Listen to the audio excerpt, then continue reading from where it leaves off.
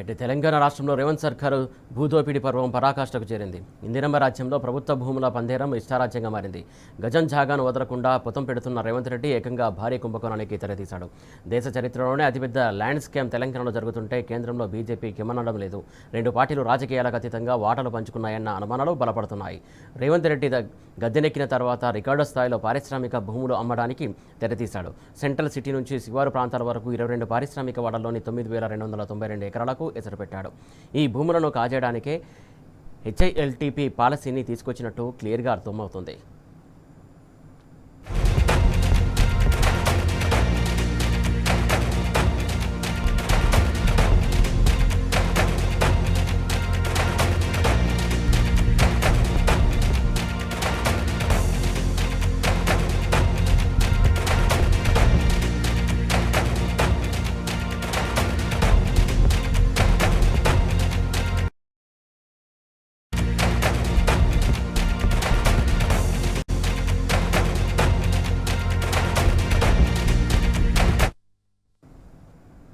ఎకరాకు 50 కోట్ల ధర వేసుకున్న ప్రస్తుతం కాంగ్రెస్ ప్రభుత్వం బుక్క పెట్టాలనుకున్న భూముల విలువ అక్షరాల 5 లక్షల కోట్లు.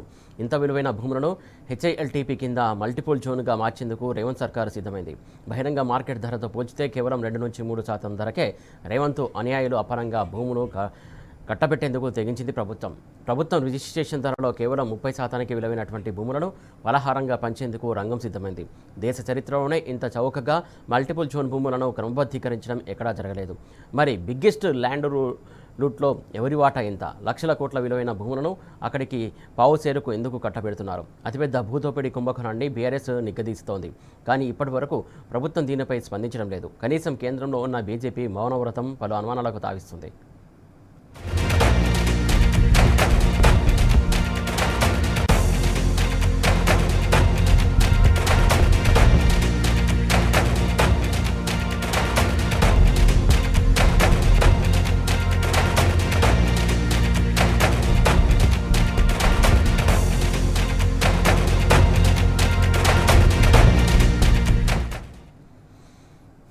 అందిన కాడికి అమ్ముకో, దొరికిన కాడికి దోచుకో.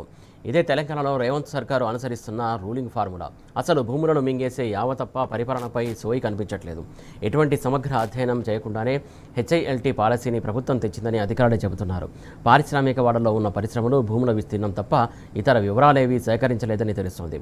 ప్రస్తుతం నడుస్తున్న పరిశ్రమలు ఏవి, మూతపడినవి ఏవి, హానికర పరిశ్రమలు ఏవి, ఇటువంటి వివరాలేవీ సేకరించలేదు. ఇంత పెద్ద పాలసీపై సమగ్ర చర్చ జరపలేదు. రాత్రికి రాత్రి పాలసీ రావడానికి ముందే పెద్ద ఎత్తున ఈ భూములపై అనధికార ఒప్పందాలు జరిగినట్టు తెలుస్తోంది.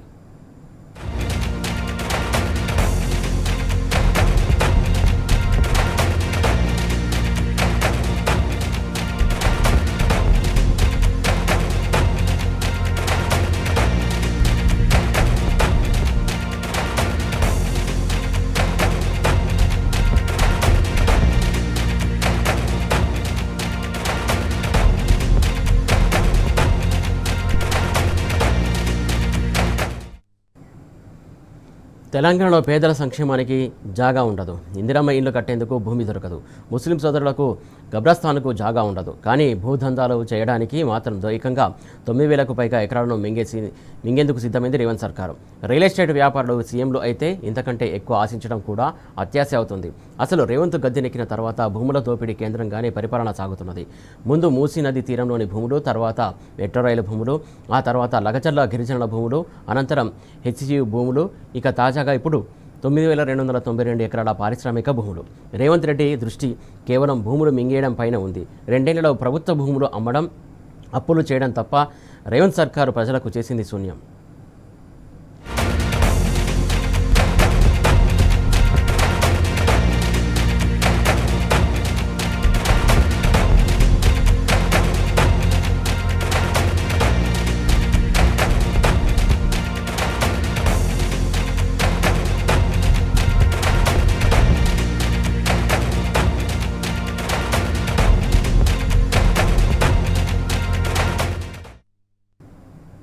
తెలంగాణలో ప్రస్తుతం ప్రభుత్వ ఆస్తులను సర్కారే దండుకుంటున్నది. కంచె చేను మేసిన విధంగా కోట్ల విలువైన ప్రజా ఆస్తులను బుక్కబెడుతున్నది. హైడ్రా పేరుతో ఇప్పటివరకు 290 మంది పేదల ఇళ్లను బుల్డోజర్లతో ధ్వంసం చేసింది. కానీ నగరం నడిబొడ్డున 11 ఎకరాల భూమిని ఎమ్మెల్యే అరెకబూడి గాంధీ కబ్జా పెడితే మాత్రం హైడ్రాకు కనిపించడం లేదు. పేదల ఇళ్లను నెలమట్టం చేస్తోంది హైడ్రా. పెద్దలు కబ్జా చేసిన భూములు జోలికి వెళ్లడం లేదు. ఇక ఇప్పటికే కూకట్పల్లి హౌసింగ్ బోర్డులో 100 కోట్ల విలువైనటువంటి భూమిని తెగనమ్మింది రేవంత్ సర్కారు. కానీ కూకట్పల్లి నియోజకవర్గంలో అభివృద్ధి జాడే కనిపించట్లేదు. హౌసింగ్ బోర్డు, ఐడిపిఎల్ ఇలా ఎక్కడ గజం జాగా కనిపించినా వాటిని తెగనమ్ముతున్నాడు రేవంత్ రెడ్డి.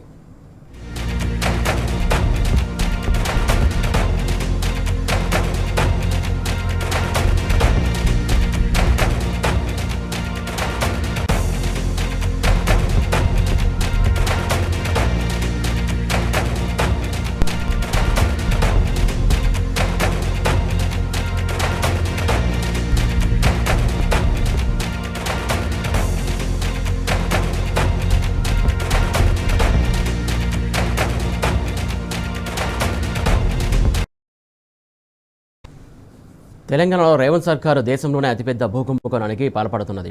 పక్కా ప్లాన్ ప్రకారమే హెచ్ఐఎల్టీ పాలసీని తీసుకొచ్చింది. అంతకుముందే పారిశ్రామిక భూములపై అనధికారిక డీల్స్ జరిగినట్టు తెలుస్తుంది. రాష్ట్రంలో ఎక్కడ విలువైన భూములుంటే అక్కడ రేవంత్ దండుపాల్యం ముఠా వాలిపోతున్నది. రియల్ ఎస్టేట్ వ్యాపారి సీఎం అయితే పరిస్థితి ఇలాగే ఉంటుందని బీఆర్ఎస్ వర్కింగ్ ప్రెసిడెంట్ కేటీఆర్ మండిపడ్డారు. భూకుంభకోణం అంటే ఇవాళ రేవంత్ రెడ్డి ప్రభుత్వం తెరలేపింది సామాన్యమైన భూకుంభకోణం కాదు. ఒకటి కాదు, రెండు కాదు. హైదరాబాద్లో చాలా పెద్ద ఎత్తున మన దగ్గర పారిశ్రామిక వాడలు ఉన్నాయి. ఎక్కడ కూడా ఇవాళ మార్కెట్లో మీరు చూసినట్టయితే అక్కడ ఎకరం 40-50 కోట్లకు తక్కువ ఎక్కడ ఉండదు.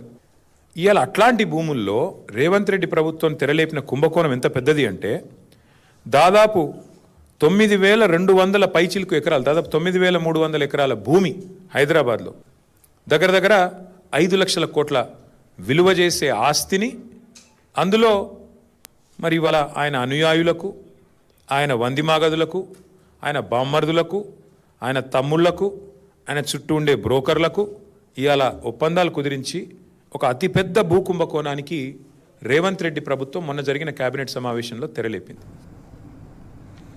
తెలంగాణ సీఎం రేవంత్ రెడ్డి అపరిచితుడిలా వ్యవహరిస్తున్నాడు. గతంలో పీసీసీ ప్రెసిడెంట్గా ఉన్నప్పుడు ప్రభుత్వ భూముల అమ్మకాన్ని వ్యతిరేకించాడు. అయితే గద్దెనెక్కిన తర్వాత మాత్రం గజం జాగాను కూడా వదిలిపెట్టట్లేదు.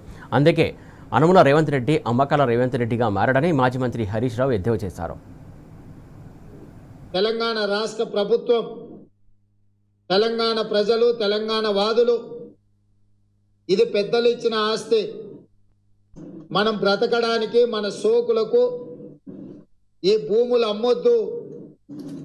ఒకవేళ ఈ భూములను అమ్మితే భవిష్యత్తులో ప్రజల అవసరం కోసం ఏదైనా నిర్మించాలన్నా ప్రభుత్వ ఆసుపత్రులు కానీ, విద్యాలయాలు కానీ, చివరికి చచ్చిపోతే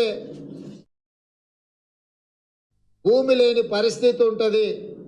వీటిని ఎట్టి పరిస్థితులు అమ్మకూడదు. తెలంగాణ జాతి సంపదను 5 సంవత్సరాల కోసం ఎన్నికైన కేసీఆర్ గారు రాష్ట్రంలో ఉన్న అన్ని భూములను తెగనమ్ముకొని పోతే భవిష్యత్ తరాలకు ప్రభుత్వ భూమి అందుబాటులో లేకపోతే చివరికి శ్మశానాలకు కూడా కరువు వచ్చే పరిస్థితి ఉంటుంది. కాబట్టి ఈ భూములను అమ్మొద్దు అని చెప్పి ఒక పక్కన తెలంగాణ వాదులు చర్చ చేస్తున్నారు. 1000 ఎకరాలు అమ్ముతుండు, గుంటలు అమ్ముతున్నాడు, ఏం మిగులుస్తలేడు. గతంలో ఇదే రేవంత్ రెడ్డి గారు ఏమన్నారు, ఆనాడు బీఆర్ఎస్ ప్రభుత్వము ప్రభుత్వ అవసరాలను గుర్తుంచుకొని అక్కడో ఇక్కడో నిరుపయోగమైనటువంటి భూములను ఈ రాష్ట్రం యొక్క ప్రజల అవసరాల కోసం మేము అమ్మితే ఆ రోజు అడ్డగోలుగా మాట్లాడినాడు. 30% పప్పు బెల్లాలకు కట్టబెట్టినట్టు కట్టబెడుతున్నావు. ఒక విధానం లేదు. ఇవాళ రేవంత్ రెడ్డి గారు హెచ్ఎండిఏ భూములు, టీజీఐసి భూములు, హౌసింగ్ బోర్డులు భూములు, స్వగృహ భూములు ఏవి లేకుండా తెగనెమ్ముతా ఉన్నాడు. ఈయన అనుముల రేవంత్ రెడ్డి కాదు, అమ్మకాల రేవంత్ రెడ్డి అయిపోయాడు. మొత్తం రాష్ట్రాన్ని అమ్మదొప్పుతా ఉన్నాడు. ఇవాళ దేశంలోనే అతిపెద్ద కుంభకోణం ఇవాళ కాంగ్రెస్ పార్టీ తెరలేపిందని చెప్పొచ్చు. తెలంగాణలో రేవంత్ సర్కారు భూదోపిడీ కుట్రలను సాగనివ్వమని బీఆర్ఎస్ తెలిసి చెబుతుంది. ఇంత పెద్ద స్కామ్ జరుగుతుంటే బీజేపీ నేతలు ఎందుకు మౌనంగా ఉన్నారని బీఆర్ఎస్ వర్కింగ్ ప్రెసిడెంట్ కేటీఆర్ ప్రశ్నించారు. ఈ మెగా ల్యాండ్ లూట్ను బీఆర్ఎస్ అడ్డుకుంటుందని కేటీఆర్ స్పష్టం చేశారు. చెప్తున్నా ఎస్ఆర్ఓ వాల్యూస్ ఎక్కడున్నాయి, మార్కెట్ వాల్యూస్ ఎక్కడున్నాయండి? ఎస్ఆర్ఓ వాల్యూకి మార్కెట్ వాల్యూకి పొంతన ఉందా కనీసం? 30,000 SRO వాల్యూ ఉంటే 2 లక్షలు మార్కెట్ వాల్యూ ఉంది. నువ్వు ఆ 30,000లో 10,000 కడితే 2 లక్షల వాల్యూ ఉన్నా ఇచ్చేస్తా అంటున్నావు భూమిని. ఇది ఎక్కడి న్యాయం? ఇది ఎక్కడి లూటు? 100% 5 లక్షల కోట్ల ఈ భూమిలో ఖచ్చితంగా రేవంత్ రెడ్డి గారు 40-50 వేల కోట్లన్నా వెనకేసుకోవాలనేది ఆయన ఆలోచన. దీన్ని అందుకే సాగనివ్వం. ప్రధాన ప్రతిపక్ష పార్టీగా మేము ఈ అంశాన్ని లేవనెత్తుతా ఉన్నాం. భారతీయ జనతా పార్టీ ప్రభుత్వానికి గనక చిత్తశుద్ధి ఉంటే వారు కూడా ఈ విషయంలో జోక్యం చేసుకోవాలి. అందులో బీజేపీ వాళ్ళు కూడా ఉన్నారు, కొన్ని సంస్థల యజమానులు. కాబట్టి నేను చెప్తున్నాను, వాళ్ళకి చిత్తశుద్ధి ఉంటే నిజంగా మీ పాత్ర ఇందులో లేకపోతే, మీరు వారు ఒకటి కాకపోతే మీరు కూడా వెంటనే స్పందించాలని చెప్పి నేను డిమాండ్ చేస్తాను. ఎక్కడెక్కడ విలువైన భూములు ఉన్నాయో ఇవాళ హైదరాబాద్ చుట్టూ అక్కడ రేవంత్ రెడ్డి ముఠా వాలిపోయింది. రియల్ ఎస్టేటు దందా చేసేవాడు ముఖ్యమంత్రి అయితే ఏమవుతుంది అంటే ఒక ఇది అవుతుంది. ఇలా ఆయన ఆలోచన అంతా కూడా భూముల చుట్టూ, భూమి చుట్టే పరిభ్రమిస్తూ ఉంది. ఇవాళ జరుగుతున్నది ఏంటి అంటే పక్కన బుద్వేల్లో మూసీ ప్రాజెక్టు పేరు మీద అక్కడ కుంభకోణం, అట్లాగే మెట్రోలో భూమి మీద కన్నేసే మెట్రో CFOని బెదిరించి ఎల్ఎన్టీని మెట్రోలోకి వెళ్ళి ఎలగొట్టిండు. 1-2 కాదు నేను చెప్పేది, ఉదంతాలు మీరు చూడండి, ఒక ప్యాటర్న్ చూడండి. సెంట్రల్ యూనివర్సిటీ భూముల మీద కన్నేసి అక్కడ విద్యార్థుల మీద అక్కడ అసలు మొత్తం బుల్డోజర్లతో అర్ధరాత్రి పోయి మొత్తం 400 ఎకరాల మీద కన్నేసి అక్కడ అరాచకం చేసిండు. అప్పుడు సుప్రీంకోర్టు ఆపింది. అట్లాగే ఈరోజు సేమ్ థింగ్ 9,292 ఎకరాల పారిశ్రామిక భూముల మీద కన్నేసి రేవంత్ రెడ్డి గారు ఆయన ప్రభుత్వం ఇవాళ Hyderabad industrial lands transformation policy అనే పేరిట భూములను కొల్లగొట్టే కుంభకోణానికి తెరలేపింది.